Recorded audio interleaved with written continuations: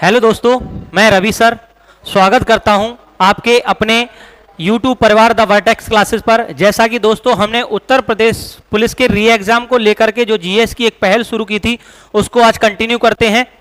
और आपका एक मोटिवेशन कोड ये है कि जीत लो हर लम्हा बीत जाने से पहले, जीत लो हर लम्हा बीत जाने से पहले, लौट कर यादें आती हैं वक्त नहीं। तो वक्त को जाया ना करते हुए हम आगे बढ़ते हैं, ठीक है। और देखते हैं हम अपना पहला क्वेश्चन। और पहला क्वेश्चन दोस्तों हमारा यह है कि भारत के संविधान की अनुसूचियों की कुल संख्या कितनी है। पॉलिटी से यानी क्वेश्चन है और यह पूछा गया है कि भारतीय संविधान की अनुसूचियों की कुल संख्या कितनी है। ऑप्शन दिया है 11, 12, 13 और 14। तो संविधान में अनुसूचियों की कुल संख्या कितनी है? 12। कितनी है आपकी? 12 अनुसूचियों की। प्रारंभ की अगर बात करेंगे तो याद रखना भारतीय संविधान में प्रारंभ में अनुसूचियों की संख्या थी 8, जो कि वर्तमान में कितनी है? 12 है। अगर एक बार देखते हैं 12 अनुसूचियां हमारी कौन कौन सी रहेंगी। तो पहली अनुसूची जो है वो हमारी है संघ और राज्य क्षेत्र। पहली अनुसूची में क्या विवरण है? संघ और राज्य क्षेत्र।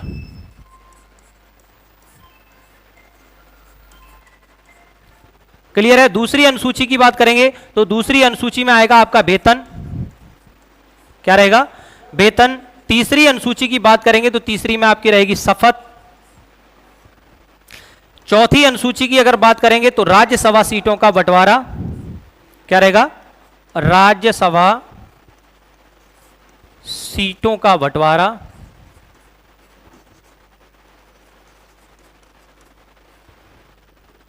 पांचवी अनुसूची की अगर बात करेंगे तो हमारा रहेगा एससी और एसटी।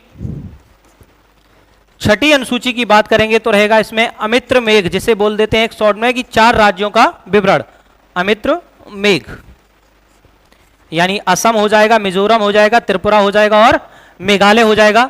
अगर बात करेंगे 7वीं अनुसूची में तो इसमें हो जाएगा शक्तियों का बंटवारा। क्या रहेगा आपका?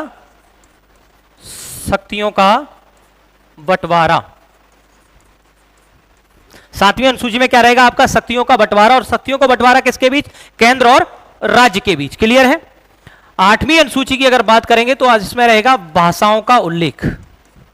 किसका? भाषाओं का उल्लेख। क्लियर है। आपको पता होगा संविधान में कितनी भाषाओं का उल्लेख है? 22 भाषाओं का उल्लेख है। 9वीं अनुसूची की अगर बात करेंगे तो इसमें रहेगा आपका भूमि अधिग्रहण। भूमि अधिग्रहण। और आपको पता होगा संविधान की अगर बात करेंगे तो संविधान में सर्वप्रथम पहला संविधान जो संशोधन हुआ था वो 9वीं अनुसूची को ही जोड़ा गया था 1951 में। क्लियर है। अगर बात करेंगे 10वीं अनुसूची में क्या है तो याद रखना आपका दल बदल। क्या है आपका? दल बदल कानून। क्या है? दल बदल कानून। वही दल बदल कानून है जिसको राजीव गांधी के द्वारा 52वां संविधान संशोधन 1985 में लाया गया था। क्लियर है। अगला है आपका 11वीं अनुसूची। क्या रहेगा 11वीं अनुसूची में? ग्राम पंचायत। क्या है आपकी? ग्राम पंचायत। और 12वीं अनुसूची की बात करेंगे तो आपकी रही नगर पालिकाएं।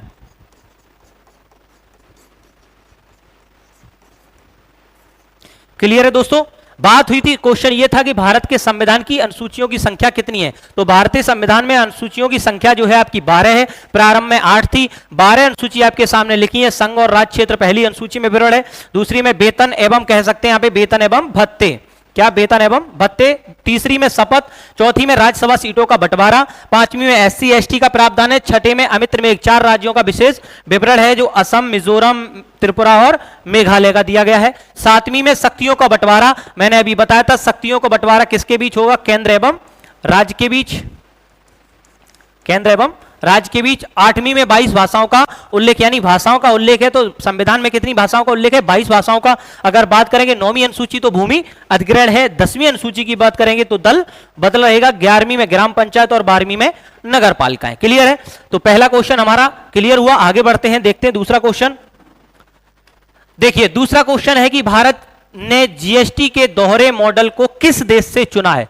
क्वेश्चन बहुत अच्छा है, कई बार एग्जामों में पूछा गया है कि भारत ने जीएसटी के दोहरे मॉडल को किस देश से चुना है। ऑप्शन दिए हैं ब्रिटेन, कनाडा, अमेरिका और जापान। तो हमारा क्या आंसर रहेगा भैया, कहां से चुना गया है? तो याद रखना कहां से चुना है, कनाडा से। कहां से चुना है? कनाडा से। बात किसकी हो रही है? जीएसटी की। तो जीएसटी की अगर बात करेंगे तो इसको कहा जाता है गुड्स एंड सर्विस टैक्स। क्या है इसकी फुल फॉर्म?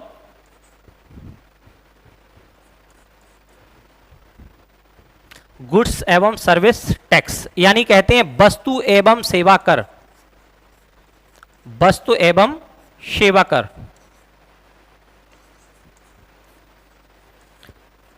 बात हो रही है जीएसटी की, तो गुड्स एवं सर्विस टैक्स इसकी फुल फॉर्म है। अगर जीएसटी की बात करेंगे तो बात मैं करूं कि जीएसटी सबसे पहले किस देश ने लागू की थी, तो याद रखना जीएसटी की अगर बात करेंगे तो सबसे पहले लागू किया था इसने फ्रांस ने। कब किया था? 1954, 1954 में। अगर बात करेंगे 1954 में सबसे पहले किसने किया? फ्रांस ने। मॉडल भारतीय जीएसटी ने किसका अपनाया है? कनाडा का मॉडल अपनाया। अगर मैं बात करूं यहीं पे जीएसटी की, तो जीएसटी सबसे पहले भारत के किस राज्य में लागू हुई? भारत के सबसे पहले किस राज्य में? तो राज्य इसका रहेगा कहां? असम। कहां पे? असम। अगर मैं यहीं पे बात कर लूं जीएसटी, तो जीएसटी भारत में कब लागू हुई?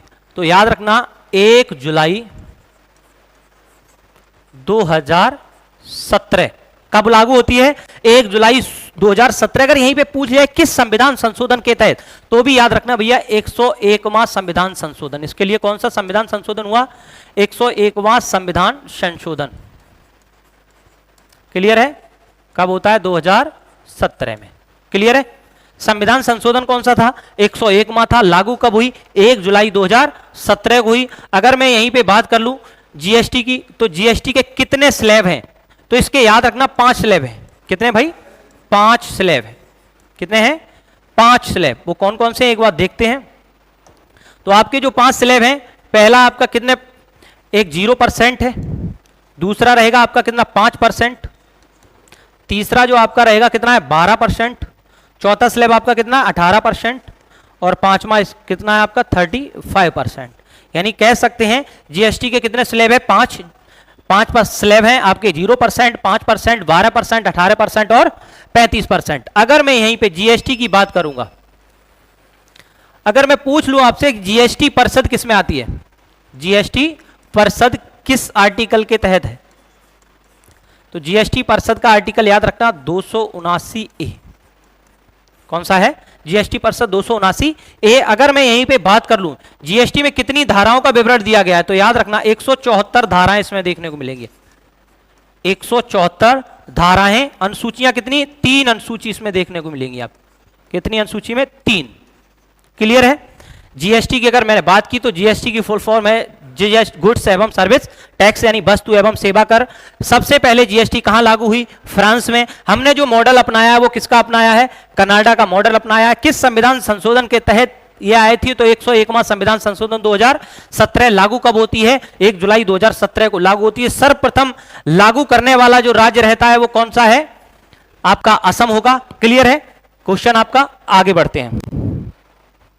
देखिए अगला क्वेश्चन बहुत ही अच्छा क्वेश्चन है कि भारत छोड़ो आंदोलन 1942 झारखंड में किस नेता के नेतृत्व में लड़ा गया? यानी जो भारत छोड़ो आंदोलन स्टार्ट हुआ था 1942 में, यह पूछा गया कि झारखंड में किस नेता के द्वारा लड़ा गया था? तो भाई याद रखना किसके द्वारा लड़ा गया था? चुनाराम महतो के द्वारा। किसके द्वारा? चुनाराम मेहता के द्वारा। अगर मैं यहीं पे बात कर लूं किसकी?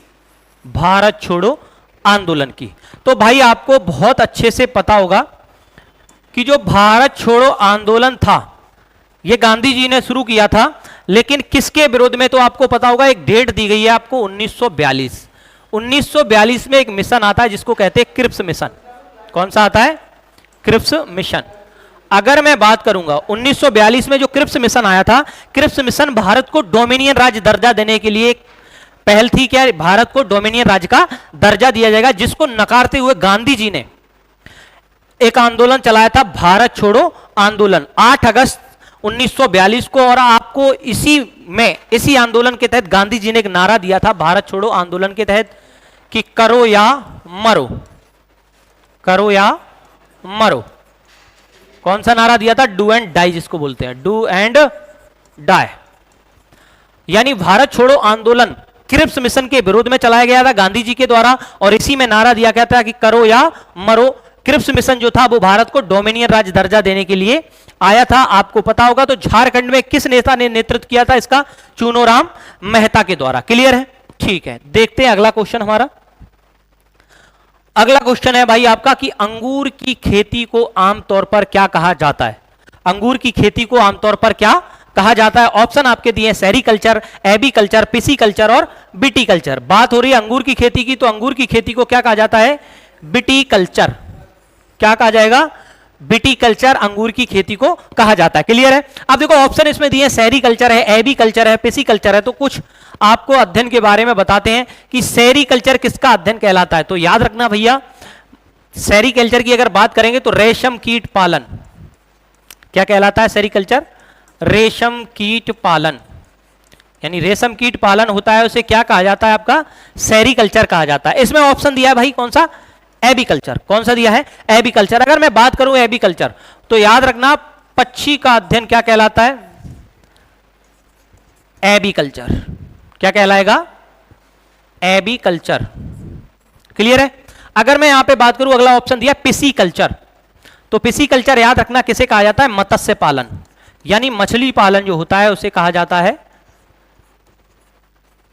पिसीकल्चर। क्लियर है? ऑप्शन आपका क्वेश्चन ये था कि अंगूर की खेती को आमतौर पर क्या कहा जाता है। तो याद रखना अंगूर की खेती को आमतौर पर क्या कहा जाता है? विटीकल्चर कहा जाता है।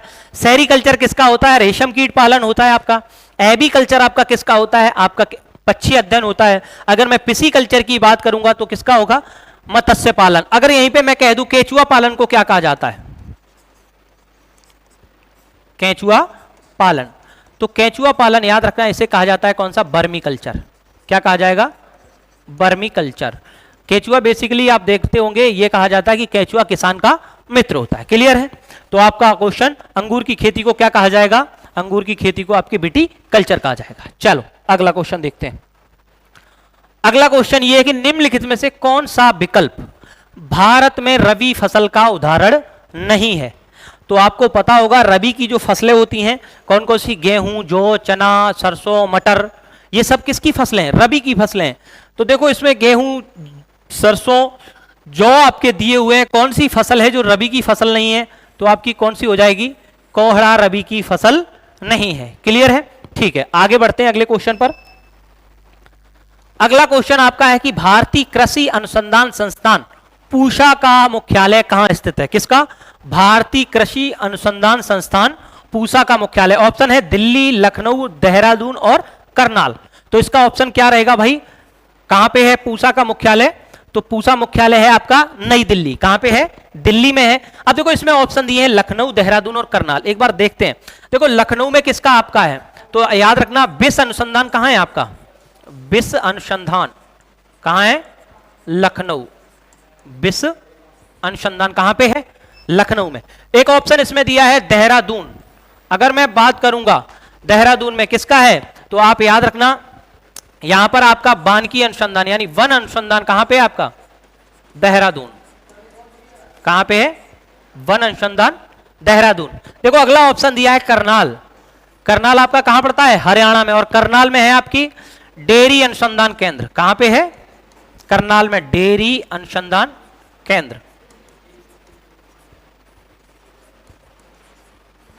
क्लियर है? अगर मैं कुछ और अनुसंधान केंद्र की बात करूं तो याद रखना यहीं पे ऐड कर लेना। अगर मैं यहां पे आप कहूं बकरी अनुसंधान केंद्र, कहां पे है आपका? बकरी अनुसंधान केंद्र। तो बकरी अनुसंधान केंद्र कहां है आपका? मथुरा। कहां है भाई? मथुरा में। अगर मैं आपसे पूछ लूं केला अनुसंधान केंद्र कहां पे है आपका? केला अनुसंधान केंद्र तो कहां पे रहेगा आपका? त्रिची। कहां पे है? त्रिची में आपका केला अनुसंधान। अगर मैं यहीं पे पूछ लूं दाल अनुसंधान केंद्र कहां पे आपका?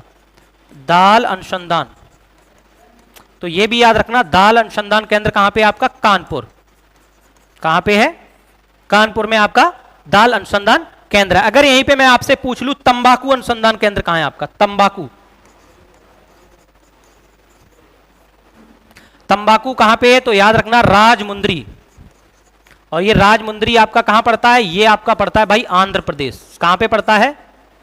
आंध्र प्रदेश में। क्लियर है? क्वेश्चन हमसे पूछा गया था भारतीय कृषि अनुसंधान संस्थान पूषा का मुख्यालय, तो आंसर हमारा क्या रहेगा? दिल्ली रहेगा। विश्व अनुसंधान केंद्र कहां पे है? लखनऊ है। वन अनुसंधान केंद्र आपका कहां पे है? देहरादून है। और करनाल में आपका कौन सा है? डेयरी अनुसंधान केंद्र है। बकरी अनुसंधान केंद्र कहां पे? मथुरा। केला अनुसंधान केंद्र कहां पे है? त्रिची यानी केरल में। दाल अनुसंधान केंद्र आपका कहां है? कानपुर में। अगर बात की जाए तंबाकू अनुसंधान केंद्र कहां पे आपका? आंध्र प्रदेश, राजमुंद्री। क्लियर है? चलिए अगला क्वेश्चन देखते हैं। आइए भाई अगला क्वेश्चन बहुत अच्छा क्वेश्चन है कि कुतुबुद्दीन ऐबक किस राजवंश का संस्थापक था? किसकी बात हो रही है? कुतुबुद्दीन ऐबक। अब देखो यहां पे बात हुई किसकी? कुतुबुद्दीन ऐबक। तो पहले तो आपको यह पता होना चाहिए, तो ये राजवंश कुतुबुद्दीन ऐबक ये किस सल्तनत की बात हो रही है? तो भाई बात हो रही है ये आपकी, यहां पे एक बार देखते हैं, दिल्ली सल्तनत। किसकी बात हो रही है? दिल्ली सल्तनत। दिल्ली सल्तनत। देखो दिल्ली सल्तनत की अगर बात करेंगे तो एक बार इसका टाइम पीरियड देख लेते हैं। दिल्ली सल्तनत की शुरुआत होती है आपकी 1206 से और इसका अंत होता है 1526, फर्स्ट बैटल ऑफ पानीपत के युद्ध के। क्लियर है? यानी दिल्ली सल्तनत की बात हो रही है और क्वेश्चन पूछा गया कुतुबुद्दीन ऐबक किस राजवंश का संस्थापक था? तो ऑप्शन दिया लोधी वंश, तुगलक वंश, गुलाम वंश और खिलजी वंश। तो आंसर आपका जो रहेगा कुतुबुद्दीन ऐबक था किसका? गुलाम वंश का संस्थापक। कुतुबुद्दीन ऐबक, जिसको आपको पता होगा ऐबक का अर्थ होता है चंद्रमा का देवता। बताते हैं आपको ऐबक का अर्थ क्या होता है? ऐबक का अर्थ होता है चंद्रमा का देवता। चंद्रमा का देवता। ये वही कुतुबुद्दीन ऐबक है जिसको लाख वक्स की उपाधि दी गई है, पील वक्स की उपाधि दी गई है। क्लियर है? जिसने अपने आप को कभी भी बादशाह नहीं कहा, ये खुद को सिप सलार कहता था। क्या कहता था? सिप सलार। क्लियर है? जिसको किस और नाम से जाना जाता था? लाख वक्स। किसके नाम से जाना जाता था? लाख वक्स। जिसको पील वक्स भी कहा जाता था। लाख वक्स इसलिए कहा जाता था ये लाखों का दान करता था, और पील वक्स इसलिए ये हाथियों का दान करता था। क्लियर है?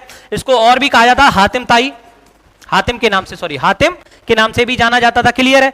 देखो बात हो रही है किसकी? दिल्ली सल्तनत की। क्वेश्चन आपका पूछा गया था कुतुबुद्दीन ऐबक किस राजवंश का संस्थापक था? तो किसका था? गुलाम वंश का। देखो इसमें लोधी वंश भी है, तुगलक है, खिलजी है, तो एक बार क्यों ना हम दिल्ली सल्तनत की बात कर लें। ठीक है, चलिए एक बार देखते हैं हम दिल्ली सल्तनत को। देखो दिल्ली सल्तनत की अगर बात करूंगा मैं, तो कितने वंश थे दिल्ली सल्तनत में? याद रखना भाई, कितने वंश थे इसमें? वंश थे 5। कितने थे? 5 वंश थे आपके। चलो एक बार मैं आपको पेज पर समझा देता हूं, नए पे यहीं पे बता दूं। चलो एक बार देख लेते हैं, नया पेज लगा करके इस पे समझा देता हूं। और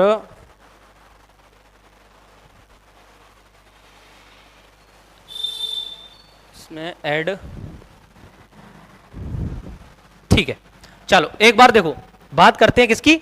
दिल्ली सल्तनत की। किसकी बात करेंगे? दिल्ली सल्तनत की। ठीक है,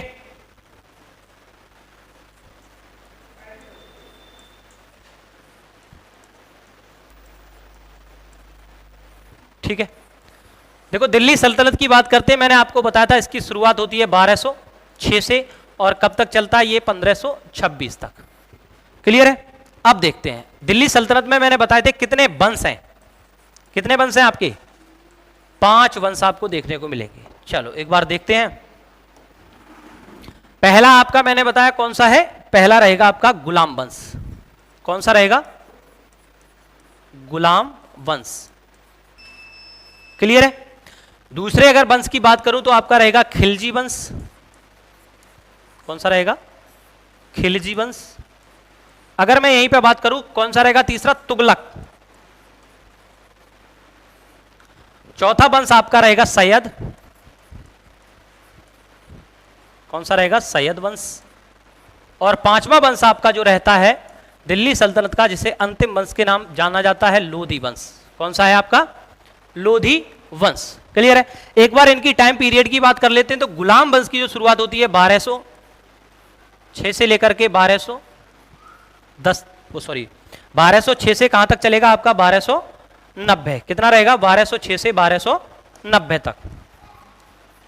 अगर मैं बात करूंगा खिलजी वंश की, तो खिलजी वंश का जो टाइम पीरियड रहेगा आपका 1290 से लेकर 1320। कितना रहेगा? 1290 से 1320। अब आता है आपका तुगलक। तुगलक अगर वंश की बात करूंगा तो 1320 से लेकर के आपका रहेगा 1414। 1414 कितना रहने वाला है? 1414। क्लियर है? अगर मैं बात करूंगा सैयद वंश की, तो याद रखना 1414 से लेकर के 1451 तक आपका रहेगा कौन सा भैया? सैयद वंश। और आप बात करते हैं लास्ट दिल्ली सल्तनत के वंश की, तो आपका लोधी वंश है जो 1451 से लेकर के रहेगा 1526 तक। कितना रहने वाला है आपका? गुलाम वंश की अगर मैंने बात की थी तो गुलाम वंश 1206 से 1290। देखो एक बार इनके संस्थापक की भी बात कर लेते हैं। गुलाम वंश का जो संस्थापक था वो था कौन आपका? ऐबक, कुतुबुद्दीन ऐबक। अगर खिलजी वंश की बात करेंगे तो इसका संस्थापक था जलालुद्दीन खिलजी। जलालुद्दीन खिलजी। क्लियर है? अगर मैं बात करूंगा तुगलक वंश की तो कौन था आपका? गयासुद्दीन तुगलक। गयासुद्दीन तुगलक। आपके सैयद वंश की अगर बात करेंगे तो सैयद वंश का जो संस्थापक था वो था खिज्र खां। खिज्र खां। और आपका लास्ट अंतिम वंश जो लोधी वंश है इसका संस्थापक था कौन? बहलोल लोधी।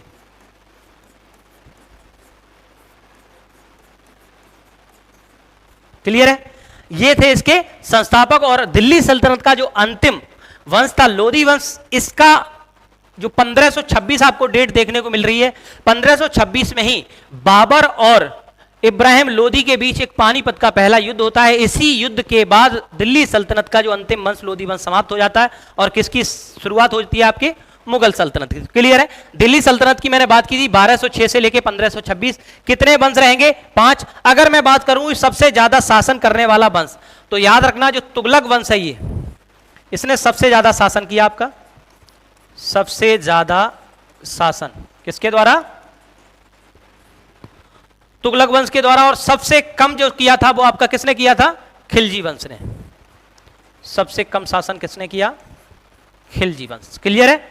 तो ये था आपका दिल्ली सल्तनत का कि कितने वंश से कब थे, कब तक चला, कितने टाइम पीरियड रहा इसका और कौन इसका संस्थापक था। क्लियर है? आगे बढ़ते हैं। अब आगे देखते हैं अगला क्वेश्चन। ठीक, अगला क्वेश्चन देखते हैं। अगला क्वेश्चन ये है कि निम्नलिखित विकल्पों में से किसे भारत और चीन के बीच प्रभावी सीमा कहा जाता है? यानी भारत और चीन को मिलाने वाली रेखा को क्या कहा जाता है? ऑप्शन आप देखिए, मैकमोहन है, डूरंड है, रेड क्लिफ और पाक जल डमरू है। तो आपका क्या ऑप्शन रहेगा? आपका ऑप्शन रहेगा भारत और चीन को मिलाने वाली रेखा को कहा जाता है क्या? मैकमोहन। क्या कहा जाता है? मैकमोहन। देखो एक ऑप्शन दिया है डूरंड। डूरंड किसकी है? भारत और अफगानिस्तान की रेखा को मिलाने वाली। भारत और अफगानिस्तान। क्लियर है? यहां पे एक आपको दिया है रेड क्लिफ। रेड क्लिफ किसको? भारत और पाकिस्तान को मिलाने वाली रेखा को कहा जाता है। भारत और पाकिस्तान की रेखा को मिलाने वाली रेड क्लिफ है। पाक जल डमरू ये आपको पता होगी, भारत और श्रीलंका। भारत और श्रीलंका। क्लियर है? क्वेश्चन आपका पूछा गया था, क्या है आपका क्वेश्चन था आपका कि निम्नलिखित विकल्पों में से किसे भारत और चीन की जो प्रभावी सीमा है उसे क्या कहा जाता है? तो क्या कहा जाता है? मैकमोहन कहा जाता है। याद रखना 1914 में इसका निर्माण हो गया था। डूरंड रेखा है भारत और अफगानिस्तान, रेड क्लिफ है भारत और पाकिस्तान, पाक जल डमरू, पाक जल डमरू किसकी? भारत और श्रीलंका की। क्लियर है? तो दोस्तों अगला क्वेश्चन आपका यह है कि अर्जेंटीना की राजधानी इनमें से कौन सी है? किसकी? अर्जेंटीना की। ऑप्शन हमें दिए हैं ब्यूनस आयर्स, बारशा, कीव और बहरीन। तो ऑप्शन हमारा क्या रहेगा? अर्जेंटीना की जो कैपिटल है कौन सी है? Buenos Aires. देखो ऑप्शन दिया है इसमें वारसा। वारसा किसकी राजधानी है? तो याद रखना वारसा किसकी है? पोलैंड की है। किसकी है? पोलैंड की। कीव किसकी राजधानी? आपको पता होगा यूक्रेन की राजधानी क्या है? कीव। अगर बात करें बहरीन तो किसकी है? मनामा।